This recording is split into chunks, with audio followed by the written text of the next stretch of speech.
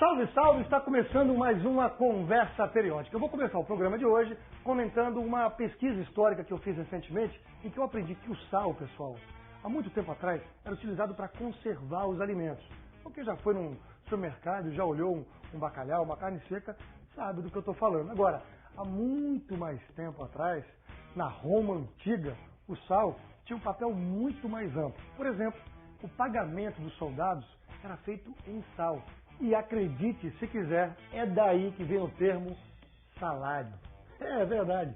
Bom, eu descobri isso tudo porque eu resolvi pesquisar para a nossa próxima entrevista, em que a convidada vai falar sobre sal e base. E quem vai conversar com a gente sobre isso é a professora do FRJ, a Marciela Scarpellini. Chega mais, Marciela. Tudo bem? Tudo bem, Chico. Obrigado por ter vindo. Nada. Marciela, me diz uma coisa. A gente só ouve falar do sal de cozinha, mas existem outros tipos de sal, não? Sim. Por exemplo? Sal de cozinha a gente chama de cloreto de sódio. Aham. Existe cloreto de potássio, existe cloreto de césio, existe carbonato de cálcio, carbonato de potássio, existem os sulfatos, sulfato de sódio, existem vários sais. Tudo isso é sal? Todos são sais, Gil. Todos são. Então, peraí, desculpa. Como é que você define sal?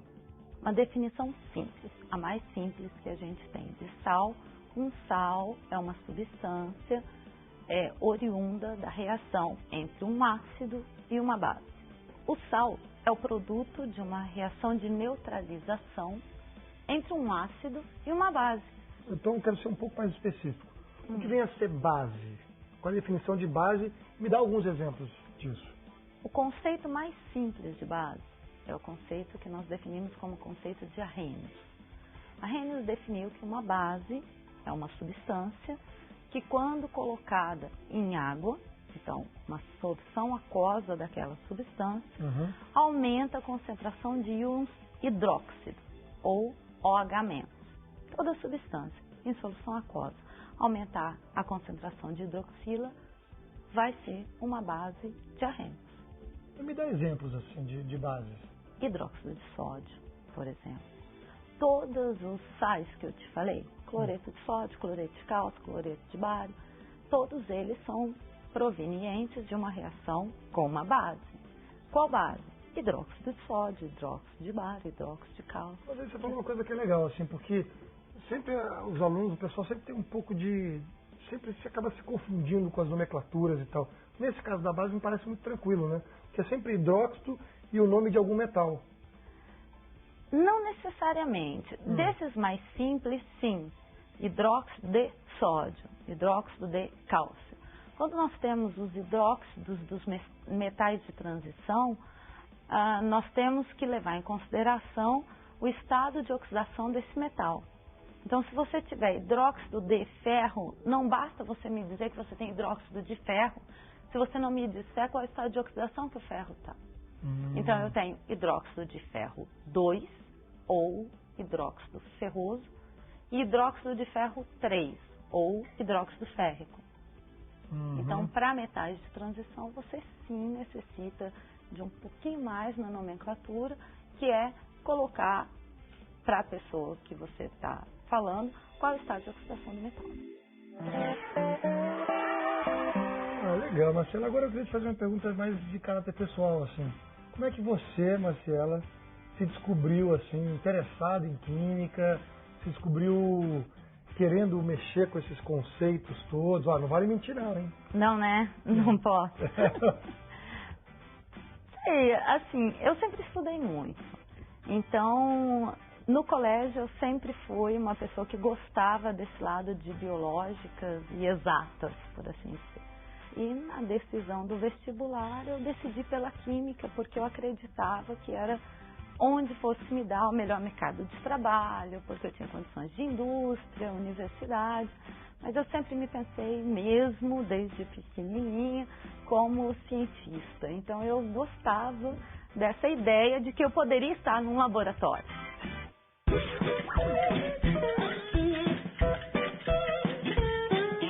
Vocês viram a vinheta. E agora é a hora de você mostrar se você sabe ou se não sabe. A gente já falou aqui bastante sobre o famoso NaCl, o cloreto de sódio, que é usado como sal de cozinha. Mas será que é verdade ou mentira que ele também é utilizado na fabricação de sabão e detergente? Eu acho que de repente até tem, mas na verdade não poderia te responder. Acho que é mentira, é outro tipo de sal. Marcelo, o cloreto de sódio é realmente utilizado na fabricação de sabão? E outra coisa, a gente toma banho de sal? Pois é, Gil, é sim, cloreto de sódio é utilizado na fabricação de sabão. Durante o processo de formação do sabão, a reação de saponificação, é formada uma emulsão. E para separar, para quebrar essa emulsão, nós utilizamos cloreto de sódio. Parte disso fica no produto final, que é o sabão. Então, um pouco de sal, sim, um pouquinho de sal a gente toma banho. Vem cá, eu também já ouvi falar assim que na hora que no lugar onde tem muito gelo e tal, para limpar a estrada, eles jogam sal. É verdade isso? É verdade, sim. O cloreto de sódio, que é o mais utilizado, quando ele é jogado na estrada, ele abaixa o ponto de congelamento da água. Então, ele evita que essa água congele e provoque os danos todos que a gente sabe de deslizes e essas coisas. Bacana. Marcela, você já me falou da nomenclatura das bases, mas me fala um pouco da nomenclatura dos sais.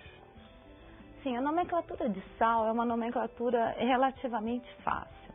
A nomenclatura do sal, ela leva em consideração o ácido que lhe deu origem e a base que lhe deu origem. Então, por exemplo, nós falamos de vários deles. Ácido clorídrico, reagindo com hidróxido de sódio, vai dar cloreto de sódio. Então, se você tem um ácido terminado em hídrico, como clorídrico, ele vai dar uma origem a um sal cuja nomenclatura é cloreto. Se você tem outros tipos, por exemplo, ácido sulfuroso, o íon do ácido sulfuroso é um sulfito. Então, ele vai dar origem a um sal chamado sulfito de sódio, por exemplo, se a base for uma base de sódio, um hidróxido de sódio. Não é tão complicado assim. Não é complicado, não. É bem tranquilo, mas existe uma lógica. Por exemplo, se nós temos um ácido cujo sufixo é hídrico, o sufixo do ânion correspondente é eto. Hídrico, eto. O sufixo do ácido é oso. O do ânion é ito. Oso, ito. O sufixo do ácido é ico. O do ânion é ato. Ico, ato. Simples assim. É verdade. Tá vendo? Presta atenção, hein? Então, só que sulfato me fez lembrar dos 5 fatos. Opa, tá aí, tá vendo? Os 5 fatos entre sal e base. Vamos ver?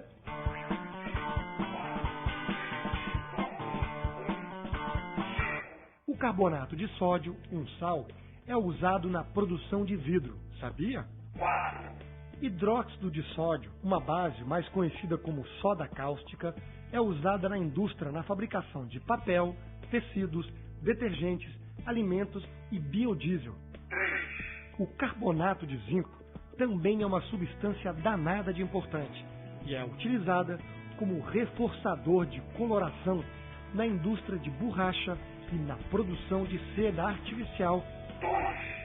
Uma base bastante famosa em nosso dia a dia é o hidróxido de magnésio, ou leite de magnésia, que tanto ajuda pessoas com prisão de ventre. Sua ação laxante se deve ao fato dela reagir com o ácido clorídrico do suco gástrico. O cloreto de sódio não é o único sal que utilizamos para salgar alimentos. O cloreto de potássio também é comercializado como sal light. Marcela, o que você vai mostrar aqui pra gente? Nós vamos ver a formação de um sal. Afinal de contas, nós vamos falar de sais e bases. Vamos lá. Então, nós vamos reagir ácido sulfúrico com hidróxido de cálcio. Posso te ajudar? Você quer? À vontade.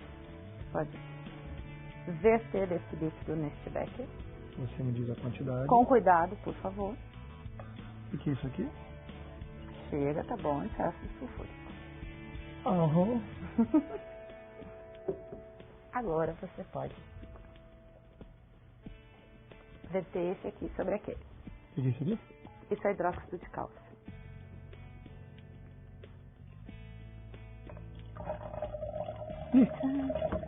E esse precipitado branco que você está vendo é a formação do sulfato de cálcio. Caramba, sensacional, ó. Olha só. Branco, leitoso. Leitoso. Olha que bacana.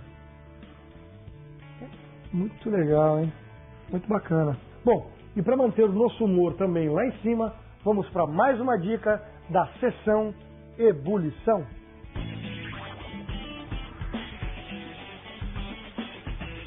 Vocês podem nem perceber que eles estão lá, aprontando na comida, no sabão, no papel e até num prédio em construção. Eles são Sal e Base, uma dupla do barulho. Olha, eu não vi esse filme não, mas a produção viu e disse que é muito bacana. Marcela, olha, muito obrigado por ter vindo aqui, obrigado pela paciência e explicar isso tudo aqui pra gente. Eu tenho certeza que você aí que está nos assistindo passou a entender um pouquinho mais sobre sais e bases. Até o próximo programa. Obrigado.